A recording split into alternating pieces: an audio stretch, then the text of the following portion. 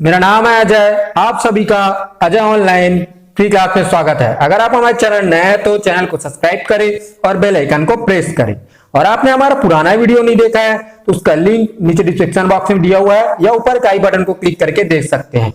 और आप हमारे Ajay online free class Facebook से भी जुड़ सकते हैं या आप हमारे टेलीग्राम चैनल से भी जुड़ सकते हैं। यहाँ से आप हमारे नोट्स के पीडीएफ भी प्राप्त कर सकते हैं। तो पहला क्वेश्चन देखते हैं अपन कि कुरुशपाल शिलालेख में किस राजा के बारे में जानकारी मिली है। किसके बारे में बात कर रहा है? कुरुशपाल शिलालेख।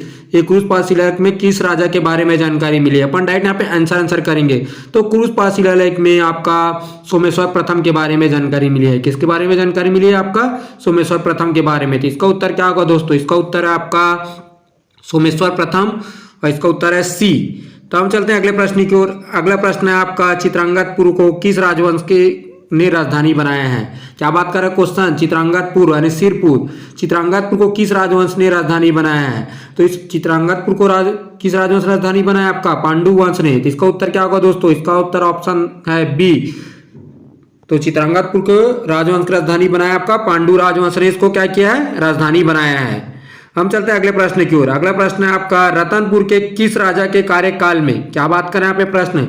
रतनपुर के किस राजा के कार्यकाल में मराठा सेनापति, किसकी बात कर रहे हैं? मराठा सेनापति भास्कर पंत ने आक्रमण किया था। तो रतनपुर के किस राजा के कार्यकाल में, रतनपुर किसका कार्यकाल चल रहा था? उसमें किसने आक्रमण किया था? आपका मराठा के सेनापति भास्कर पंत या मराठा कृपण या भास्कर पंत ने आक्रमण किया था। दोनों एक ही है। तो कौन आक्रमण किया था इस समय? रघुनाथ सिंह ने। किसके शासन में? आपका कार्यकाल में मराठा शासन सेनापति भास्कर पंत ने आक्रमण किया था आपका रघुनाथ सिंह के। इसका उत्तर क्या होगा दोस्तों? इसका उत्तर है आपका ऑप्शन बी। हम चलते हैं अगले प्रश्न की ओर। अगला प्रश्न है आपका सन 1855। क्या बात कर रहे हैं यहाँ पे? सन 1855 में छत्तीसगढ़ के डिप्टी कमिश्नर कौन थे? तो सन 1855 में छत्तीसगढ़ के डिप्टी कमिश्नर थे आपके इलियट। इसका उत्तर क्या होगा दोस्तों? ऑप्शन है आपका ए। कौन है 1855 के छत्तीसगढ़ डिप्टी कमिश्नर? आपके इलियट थे। अगला प्रश्न है आपका, ये भी मोस्ट इंपॉर्टेंट क्वेश्चन है, इसको भी 2-3 एग्जाम में पूछा जा चुका है। तो अगला प्रश्न क्या है यहाँ पे देखते हैं अपन। अगला प्रश्न क्या बात कर रहा है आपका? झंडा सत्याग्रह। क्या बात कर रहा है? अगला प्रश्न है झंडा सत्याग्रह बिलासपुर में कब प्रारंभ किया गया था? झंडा सत्याग्रह का प्रारंभ किया गया था आपका 31 मार्च 1923 में। इसका उत्तर क्या होगा दोस्तों? डी। कब प्रारंभ किया गया था झंडा सत्याग्रह? झंडा सत्याग्रह का प्रारंभ किया गया था आपका 31 मार्च 1923 को। अब देखते हैं अगला क्वेश्चन। अगला क्वेश्चन क्या है आपका? 15 अगस्त 1947। क्या बात कर रहे हैं यहाँ पे? 15 अगस्त 1947 को दुर्ग में ध्वजारोहण किसके द्वारा किया गया था? तो 15 अगस्त 1947 को दुर्ग में ध्वजारोहण किया गया था आपका श्री घनश्याम गुप्ता के द्वारा। किसके द्वारा किया गया था? दुर्ग में श्री घनश्याम गुप्ता के द्वारा किया गया था। हम चलते हैं नेक्स्ट प्रश्न की ओर।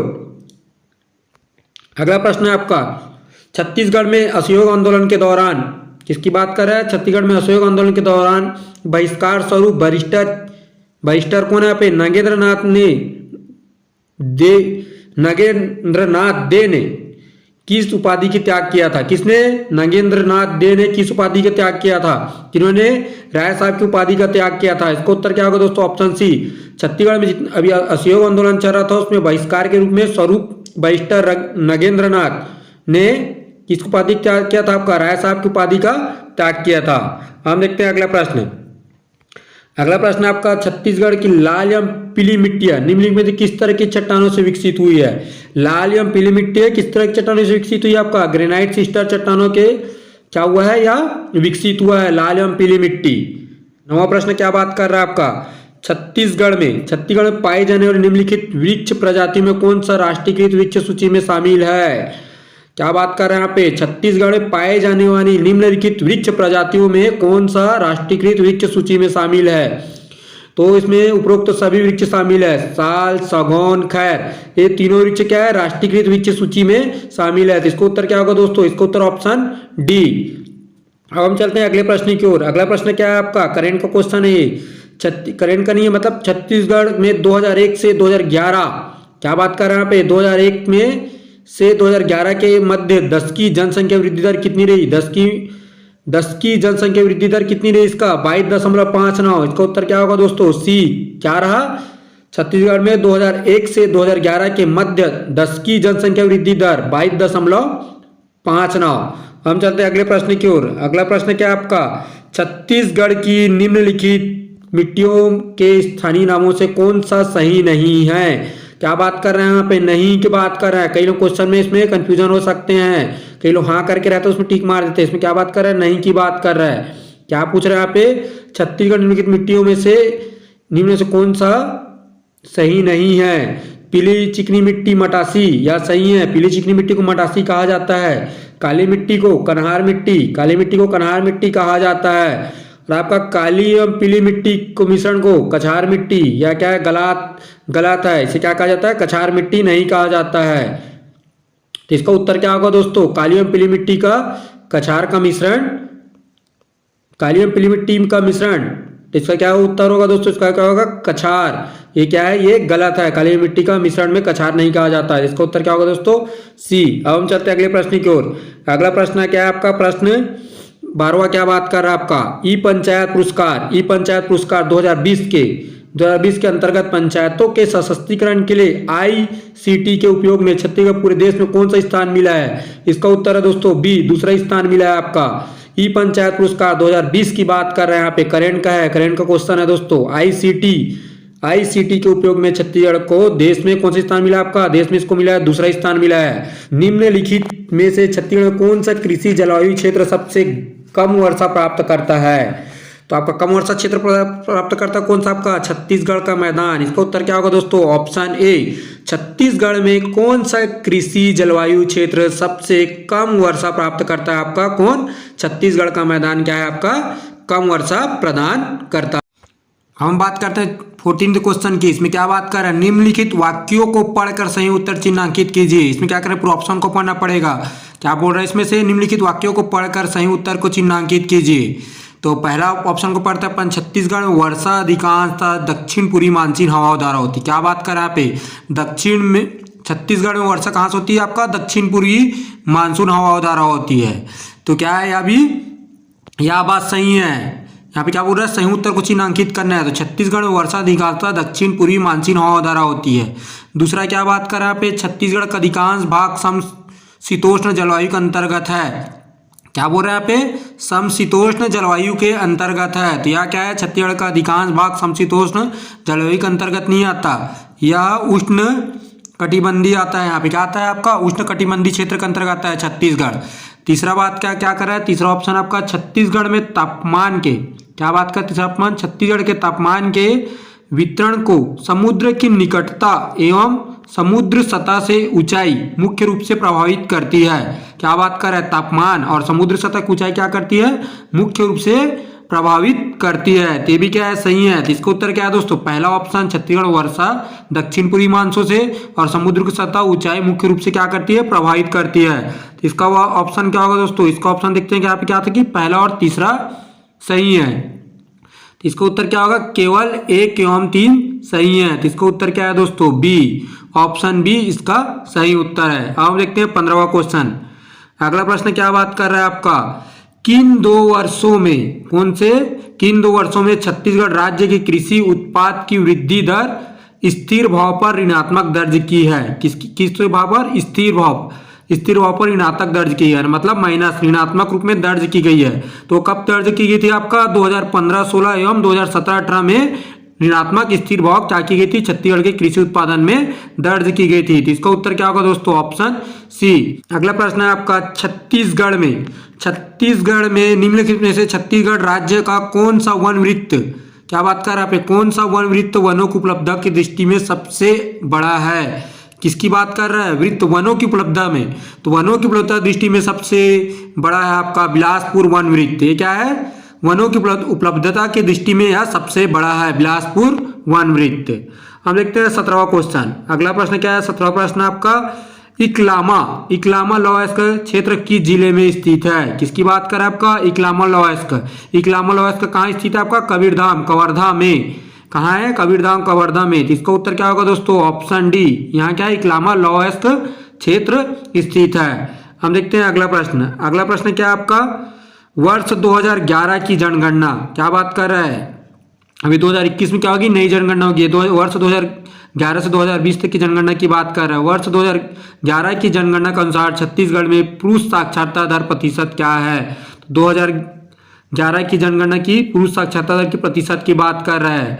तो पुरुष साक्षरता दर के प्रतिशत क्या है आपका 80.45। क्या है इसका उत्तर 80.45। इसका उत्तर क्या होगा दोस्तों ऑप्शन बी 80.27 है, लेकिन यहाँ पे 80.27 ऑप्शन में नहीं दिया हुआ है, तो इसका उत्तर क्या होगा दोस्तों 80.45।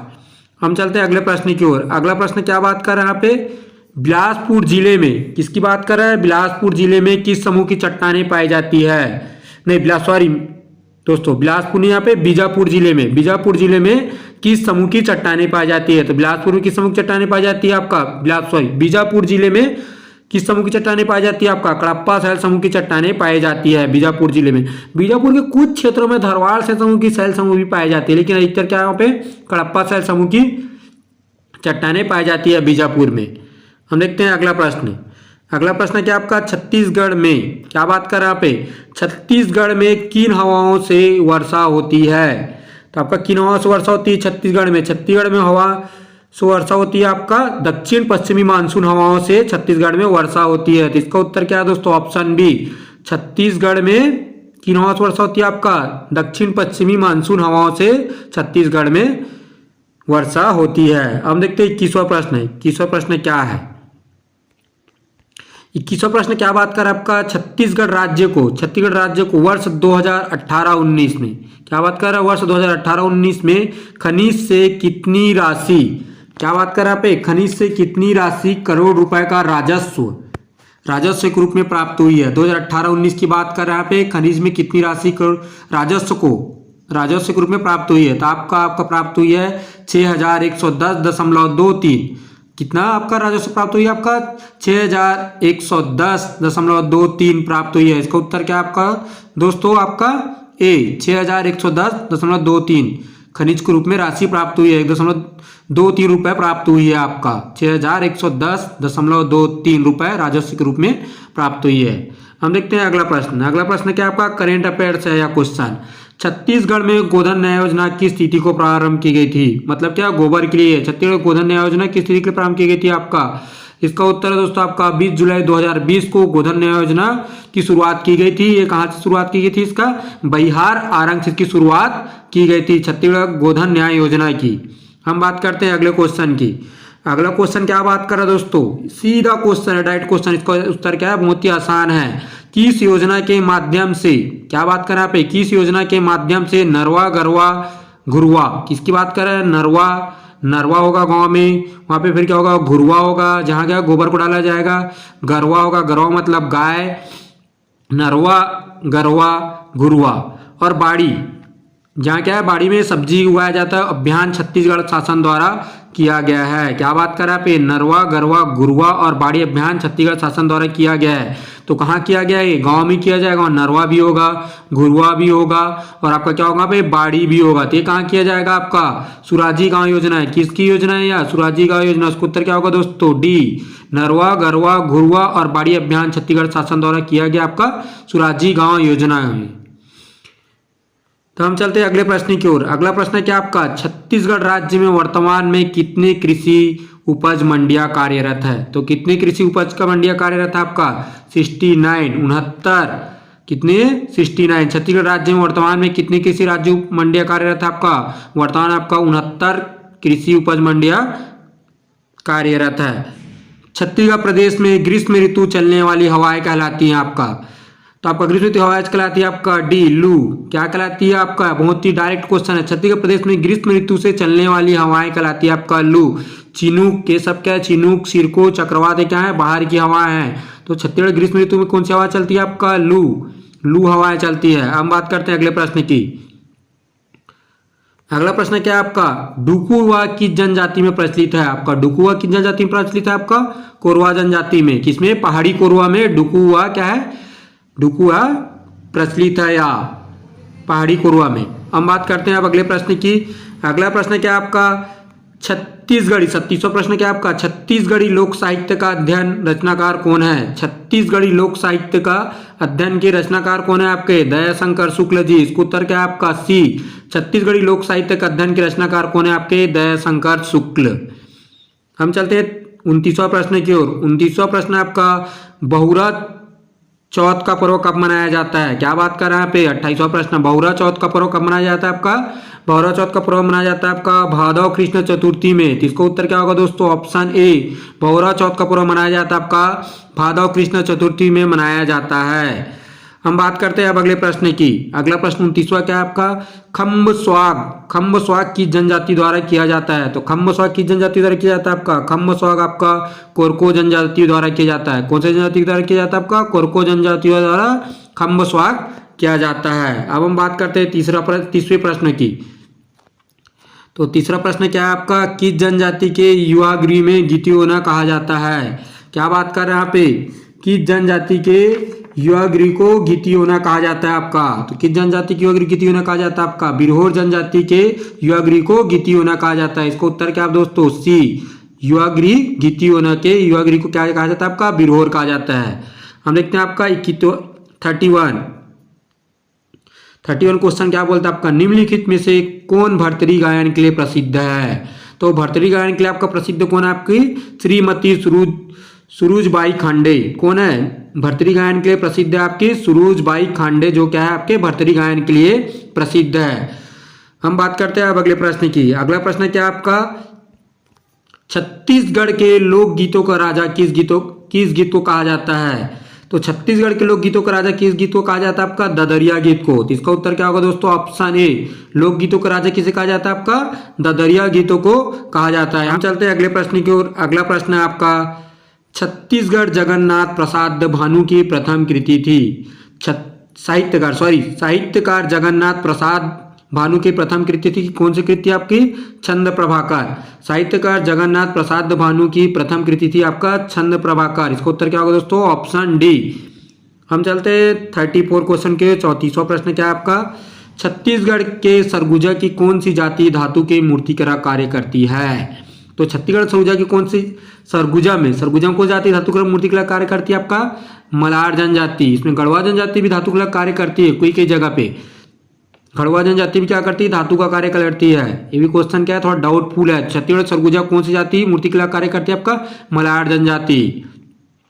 गढ़वा जनजाति भी क्या है? मूर्तिकला का कार्य करती है। हम चलते हैं अगले प्रश्न की ओर। तो आपका 35वां प्रश्न क्या है आपका? हल षष्ठी त्योहार क्यों मनाया जाता है? क्या बात कर रहे हैं आपका? हल षष्ठी त्योहार क्यों मनाया जाता है? तो हल षष्ठी त्योहार मनाया जाता है आपका पुत्र की दीर्घायु के लिए। इसका ऑप्शन क्या है? सी, हल षष्ठी त्योहार मनाया जाता है आपका पुत्र की दीर्घायु के लिए मनाया जाता है। अगला प्रश्न क्या बात कर रहे हैं यहाँ पे? बिलासपुर में रउत नाचा का प्रारंभ कब किया गया है? तो बिलासपुर रउत नाचा का प्रारंभ कब किया गया? इसकी शुरुआत 1978 में किया गया है। बिलासपुर में रउत नाचा का प्रारंभ क्या किया गया है? 1978 में। तो अगला प्रश्न क्या है? छत्तीसगढ़ में देहरोरी व्यंजन कब बनाया जाता है? तो छत्तीसगढ़ में देहरोरी का व्यंजन कब बनाया जाता है? तो अगर आपने हमारा व्यंजन वीडियो नहीं देखा है तो आप वहाँ डिस्क्रिप्शन बॉक्स में जाकर हमारे व्यंजन का वीडियो देख सकते हैं, प्लेलिस्ट में भी। तो छत्तीसगढ़ में देहरोरी के व्यंजन कब मनाया जाता है आपका? एक तो हेवलू के पर्व मनाया जाता है और क्या मनाया जाता है आपका? पितृपक्ष में आपका देहरोरी व्यंजन मनाया जाता है। तो छत्तीसगढ़ में देहरोरी व्यंजन मनाया जाता है आपका पितृपक्ष में। हम बात करते हैं अगले प्रश्न की। अगला प्रश्न क्या है आपका? 38वां प्रश्न, गणतंत्र दिवस परेड। क्या बात कर रहे हैं यहाँ पे? गणतंत्र दिवस परेड 2020 दिल्ली राजपथ पर छत्तीसगढ़ की झांकी में किस लोक नृत्य की प्रस्तुति की गई? तो क्या बात कर रहा है पे? छत्तीसगढ़ की झांकी की बात कर रहा है। कब? 2020 में दिल्ली राजपथ में गणतंत्र दिवस के दिन। तो यहाँ पे कौन से लोक नृत्य की प्रस्तुति दी गई? यहाँ पे कक्षा नृत्य की प्रस्तुति दी गई। आशा करता हूँ दोस्तों आप सभी को हमारा वीडियो बहुत ही अच्छा लगा होगा। तो आप हमारे वीडियो को लाइक करें, सब्सक्राइब करें और शेयर करना ना भूलें। और आप सभी का बहुत बहुत धन्यवाद।